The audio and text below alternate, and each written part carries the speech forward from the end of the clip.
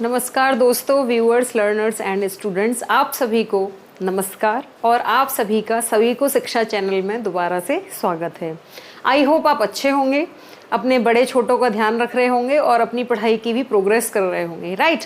तो हमने last 2 videos में एंथ्रोपोलॉजी, नीट और बायोलॉजी का जो एकेडमिक कोर्स है उसमें सेल से रिलेटेड चैप्टर्स पढ़े हैं, जिसमें हमने plant cell, animal cell, prokaryotic cells ये पढ़ लिया है, इनके डिफरेंसेस को देख लिया है। नाउ अब हम क्या करेंगे, इनके जो कंपोनेंट्स हैं, सेल के अंदर जो ऑर्गन्स होते हैं, ऑर्गेनेल्स होते हैं, उनको ऑर्गेनेल्स बोला जाता है। सेल के जो कंपोनेंट्स होते हैं उनको हम पढ़ेंगे।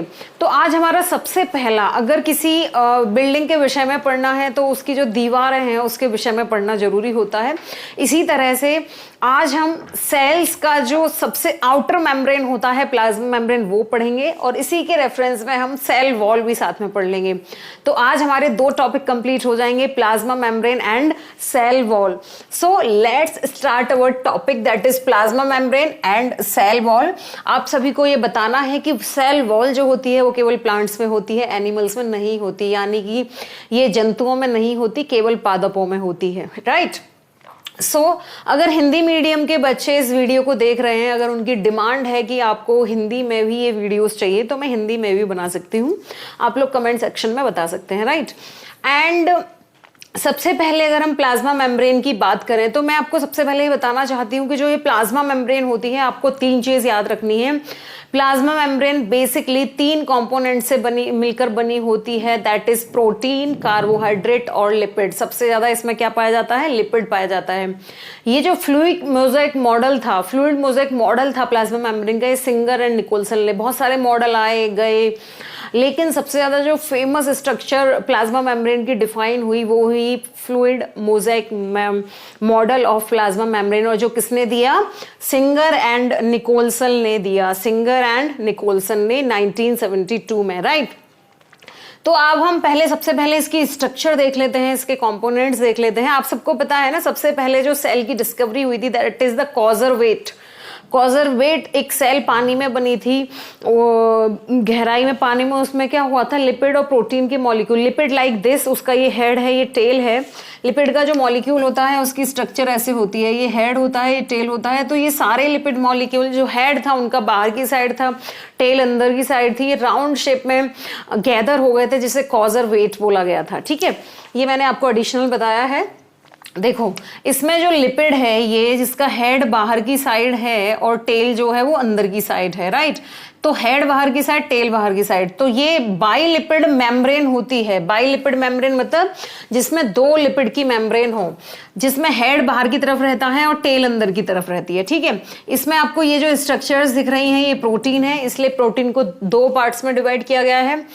This is the integral protein. जो प्रोटीन इस लेयर से इस लेयर तक पाई जाएगी उसको क्या बोलेंगे? Integral protein. और जो प्रोटीन केवल बाहर की सतह पर होगी, यानी कि बाहर होगी, उसे बोलेंगे पेरिफेरल प्लाज्मा मेम्ब्रेन प्रोटीन, इसको बोलेंगे इंटीग्रल मेम्ब्रेन प्रोटीन। समझ में आया? तो लिपिड की 2 लेयर होंगी, फॉस्फोलिपिड जिसको बोला जाएगा, 2 लेयर होंगी, जिसमें पूरी तरह से जो अंदर प्रोटीन होगी उसको इंटीग्रल मेम्ब्रेन प्रोटीन बोलेंगे, बाहर जो प्रोटीन होगी उसको पेरिफेरल प्रोटीन बोलेंगे। इसमें प्रोटीन्स के चैनल्स भी होते हैं, जिसमें वाटर मॉलिक्यूल एक जगह से दूसरी जगह जाते हैं, जिसे मेम्ब्रेन चैनल बोलते हैं। क्या बोलते हैं? Membrane channel, right. इसमें बीच बीच में कोलेस्ट्रॉल भी पाया जाता है, ये मैंने ग्रीन से डोनेट किया है, कोलेस्ट्रॉल। एंड इसमें साइड चेन जो आपको ये दिख रही है, दैट इज द कार्बोहाइड्रेट। इसमें क्या पाया जाता है? कार्बोहाइड्रेट भी पाया जाता है, राइट। तो इसमें बेसिकली 3 कंपोनेंट ही हैं, लेकिन तीनों का जो पोजीशनिंग है वो अलग है। सबसे ज्यादा लिपिड मिलेगा, प्रोटीन मिलेगी। लिपिड जो होगा वो बाई लेयर होगा, यानी कि जैसे ये 2 लेयर हैं, इसमें हेड ऊपर, टेल नीचे, इसके बीच बीच में आप प्रोटीन अरेंज कर दीजिए। जो प्रोटीन ऊपर से लेके नीचे तक पूरी होगी उसको बोला जाएगा इंटीग्रल प्रोटीन। जो प्रोटीन किनारों पर होगी उसको पेरिफेरल प्रोटीन बोला जाएगा। इसमें चैनल्स भी मिलेंगे आपको, जो कि ट्रांसपोर्ट करेंगे मटेरियल को एक जगह से दूसरी जगह। इसमें कोलेस्ट्रॉल भी मिलेगा बीच बीच में, और इसमें कार्बोहाइड्रेट होगा, वो भी अटैच रहेगा। सबका अपना फंक्शन है। देखो, जो लिपिड है ये इसको शेप देता है, प्रोटीन इसकी मेंटेनेंस में हेल्प करती हैं और ये इसको पूरा प्रोटेक्शन देता है। कार्बोहाइड्रेट अपना फंक्शन होता है इसका। तो ये जो मॉडल है, ये जो मैंने आपको पूरा समझाया है, इस मॉडल को बोला जाता है fluid mosaic model of plasma membrane. क्या बोला जाएगा? Fluid mosaic model of plasma membrane. जो किसने दिया? Given by the Singer and Nicolson 1972। किसने दिया था? मोस्ट एक्सेप्टेड ये जो था, ये मॉडल था फ्लूइड मोज़ेक मॉडल, जो सिंगर एंड निकोलसन ने 1972 में दिया। इसमें मैंने थोड़ा शॉर्ट में लिखा हुआ है, आप देखेंगे लिपिड बाइलेयर होती है, इसमें लिपिड की क्या होगी? बाइलेयर होगी, and mosaic of globular protein. और इसमें जो मोज़ेक स्ट्रक्चर देता है वो इसकी जो ग्लोबुलर प्रोटीन्स होती हैं वो देता है, राइट। जो फॉस्फोलिपिड होता है उसके दो तरह से पार्ट होते हैं। हाइड्रोफिलिक हेड, ये जो पार्ट है ये हाइड्रोफिलिक हेड है, और ये जो ट्रेल है ये हाइड्रोफोबिक है। हाइड्रोफिलिक जो हेड वाटर में डिसॉल्व हो, that is the hydrophilic. Phobic means जो वाटर हेटिंग हो, ये वाटर लविंग होता है, ये वाटर हेटिंग होता है, तो ये अंदर की साइड होता है। और हाइड्रोफिलिक हेड बाहर की साइड होगा, हाइड्रोफोबिक ट्रेल अंदर की साइड होगी। ये वाटर लविंग होता है, ये वाटर हीटिंग होता है, राइट। एंड इसमें प्रोटीन्स जो होंगे वो दो तरह के होंगे, पेरीफेरल और इंटीग्रल। मैंने बताया है, पेरीफेरल ये हो जाएगा, इंटीग्रल ये हो जाएगा, राइट। जो पेरीफेरल प्रोटीन है वो सेल सिग्नलिंग में हेल्प करती हैं। सेल में जो सिग्नल मिलते हैं एक जगह से दूसरी जगह, जो भी उसको प्रोसेस करना है, सेल सिग्नलिंग में P for peripheral, I for integral. तो P जो पेरीफेरल प्रोटीन है ये सिग्नलिंग करेंगी, I मतलब बुरीड, बुरीड मतलब पूरी तरह दबा हुआ। तो जो इंटीग्रल प्रोटीन है पूरी तरह बुरीड होता है प्लाज्मा मेम्ब्रेन में। PM मतलब प्लाज्मा मेम्ब्रेन, मैंने यहाँ भी लिखा है। तो जो इंटीग्रल प्रोटीन है वो पूरी तरह से प्लाज्मा मेम्ब्रेन में क्या होता है? बुरीड होता है। अब हम सेल के जो है वो फंक्शन देख लेते हैं। हमने पूरा इसका स्ट्रक्चर देख लिया। So right now what is the function? Cell division, cell growth, communication, cell secretion, endocytosis, movement of molecules control and maintain of cell composition. Cell division मतलब जब सेल एक पार्ट से दूसरे पार्ट में डिवाइड हो। Cell growth मतलब जब cell का इनलार्जमेंट हो। कम्युनिकेशन, एक सेल को दूसरे सेल से कोई सब्सटेंस देना है, जैसे हम पड़ोसियों के घर कुछ देने लेने जाते हैं तो एक सेल से दूसरे सेल में जो सब्सटेंस होगा। सेल सिक्रीशन, कुछ पदार्थ जो सेल एक सेल से दूसरे, जैसे ब्रेन की जो सेल्स हैं वो कुछ हार्मोन्स बना रही हैं तो वो दूसरे सेल में कैसे जाएंगे? वो जो सेल सिक्रीशन होगा वो इसके थ्रू होगा। Control of movement of molecules, कितने मॉलिक्यूल्स को बाहर आने देना है, किसको जाने देना है, वो जो कंट्रोल होगा मूवमेंट्स का वो भी इसके थ्रू होगा। And maintain the cell composition, और ये क्या करेंगे? मेंटेन करेंगे सेल कंपोजिशन को। सो ये जो आपका कॉन्सेप्ट है प्लाज्मा मेम्ब्रेन का, ये बहुत ही क्रिस्प और शॉर्ट में आपको हो गया। आप एक बार इसका ना ऐसे स्क्रीनशॉट लीजिए, फिर मैं दोबारा से इसको डिफाइन करती हूँ। सो प्लाज्मा मेम्ब्रेन का 1972 में फ्लूइड मोज़ेक मॉडल किसने दिया? सिंगर एंड निकोलसन ने दिया। उन्होंने बताया है इसमें लिपिड की लेयर होगी, इसमें इंटीग्रल प्रोटीन होंगी, पेरीफेरल प्रोटीन होंगी। पेरीफेरल प्रोटीन क्या करेंगी? सेल सिग्नलिंग करेंगी। इंटीग्रल प्रोटीन पूरी तरह से बुरीड होंगी। कार्बोहाइड्रेट होगा, कोलेस्ट्रॉल होगा, हाइड्रोफिलिक हेड होगा, हाइड्रोफोबिक टेल होगी, आपस में अरेंज होंगे। इसका फंक्शन जो है वो होगा कि cell division, movement of molecules का कंट्रोल करना, सेल का स्ट्रक्चर का डेवलपमेंट करना, एंडोसाइटोसिस, जब कोई पदार्थ सेल के अंदर आता है, एंडो मतलब अंदर लेना, एक्सो मतलब बाहर देना, तो एंडोसाइटोसिस, एक्सोसाइटोसिस, ये सारे जो पूरे सेल सिग्नलिंग वगैरह सब कुछ जो पूरा काम होता है वो कौन करती है? Plasma membrane.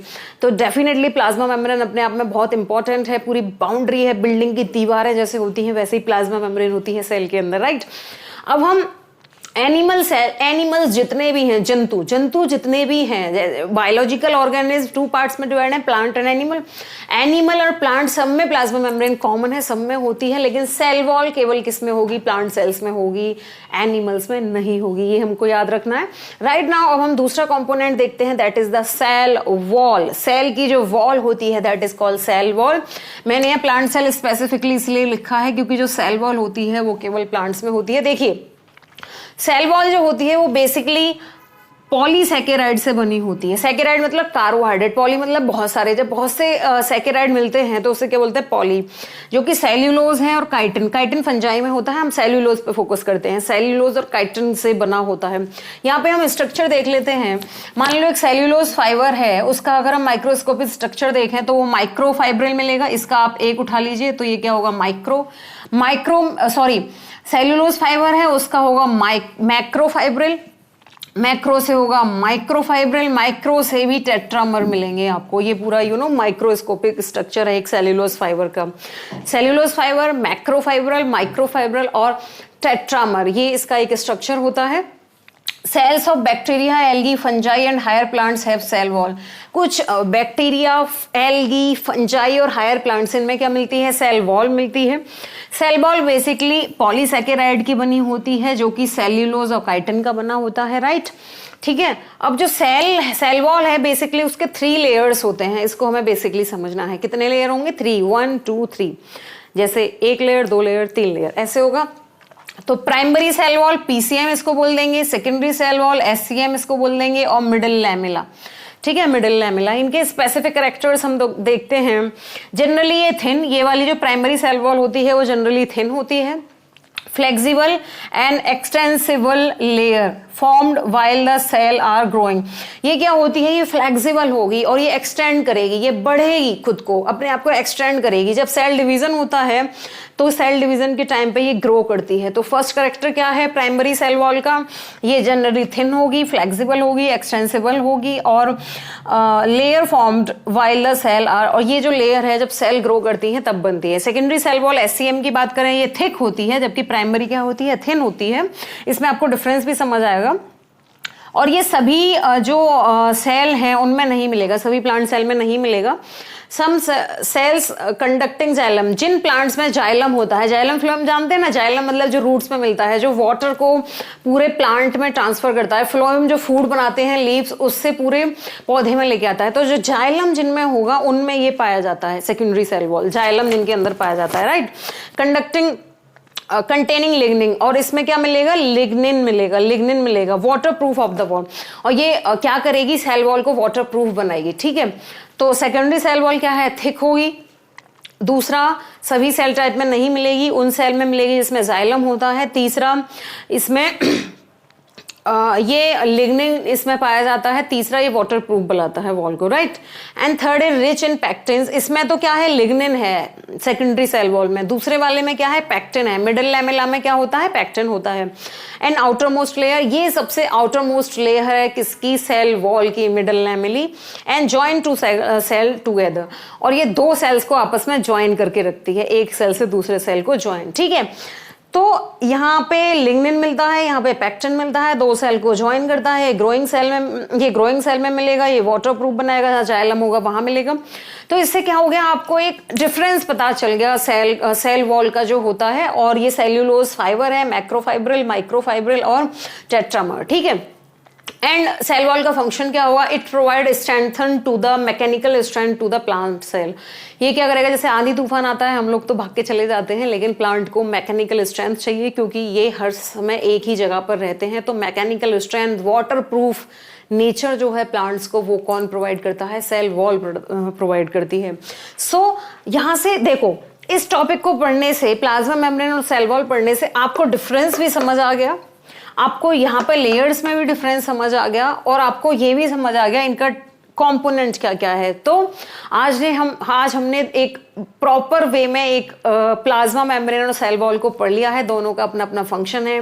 ये गेट कीपर की तरह वर्क करते हैं, ये मैकेनिकल स्ट्रेंथ प्रोवाइड करते हैं इनके। आप फिर जब आप एग्जाम में लिखेंगे ना, मेंस के एग्जाम में एंथ्रोपोलॉजी में, तो आप डिफरेंस निकाल सकते हैं। कंपोनेंट में डिफरेंस है, सेल्यूलोज का बना होता है, ये प्रोटीन, लिपिड, कार्बोहाइड्रेट का बना होता है, सिग्नलिंग करता है, स्ट्रेंथ प्रोवाइड करता है, डिवीजन में हेल्प करता है। तो आप अपने जो डिफरेंस है वो भी खुद कर सकते हैं। आप स्क्रीनशॉट लीजिए और इस पूरे टॉपिक को आनंद से पढ़िए। So I hope the topic of plasma membrane cell wall is clear to all of you। कोई प्रॉब्लम नहीं होगी। इसको लेंथ, जो मैंने शॉर्ट में पॉइंट्स लिखे हैं ना, इसको लेंथी करके आप लिख सकते हैं।